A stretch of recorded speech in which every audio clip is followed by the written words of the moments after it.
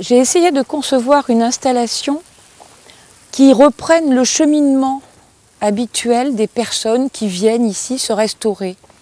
Et le terme de restauration m'a intéressée puisqu'il est commun à l'alimentation et il est commun donc au monde de l'art. Et tout au long, il y a un accrochage de couvertures de survie.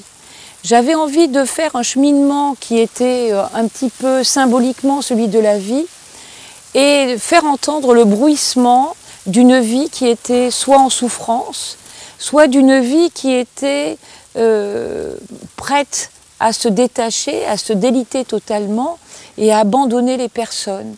Donc la couverture de survie me semblait être un objet, une répétition de couleurs, de lumière, de bruissement, de musique qui permettait de faire entendre la fragilité de chacun.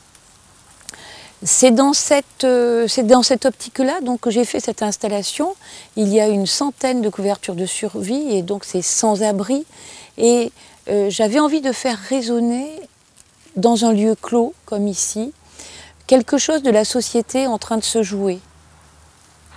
Alors, une des idées, c'était avec l'escalier, évidemment, de parler un peu de la mémoire de la peinture et de l'œuvre de Marcel Duchamp, nu descendant un escalier. Ici, la nudité, en fait, se joue dans le dénuement qu'inspirent les couvertures de survie, dans cette fragilité qu'on suppose, dans cette présence et cette absence des corps qui vont peut-être habiter ces couvertures ou qui, en tout cas, disons, pour lesquelles ces couvertures sont destinées. Ce qui m'intéressait, c'était aussi d'étendre ces couvertures comme on étend des draps ordinaires, les draps dans lesquels on s'est tous couchés, les draps qui essaient d'accompagner nos vies et dans lesquels on passe à peu près la moitié de notre existence. C'est extra parce que quand on monte, il y a un petit bruissement et c'est extra. Au niveau sonorité, c'est tout à fait agréable. En plus de la lumière qui sort, on a un petit bruit d'eau qui est très agréable à entendre.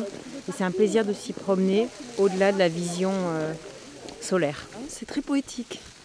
Voilà. Et ça rappelle en fait le bruit du vent. C'est très agréable. C'est comme traverser une forêt un peu particulière, qui a une musique bien à elle. Je trouve la musique très intéressante. Et ces grandes feuilles alignées construisent un arbre un peu étrange. Donc c'est ce bruissement-là que je voulais faire entendre en marge de notre quotidien.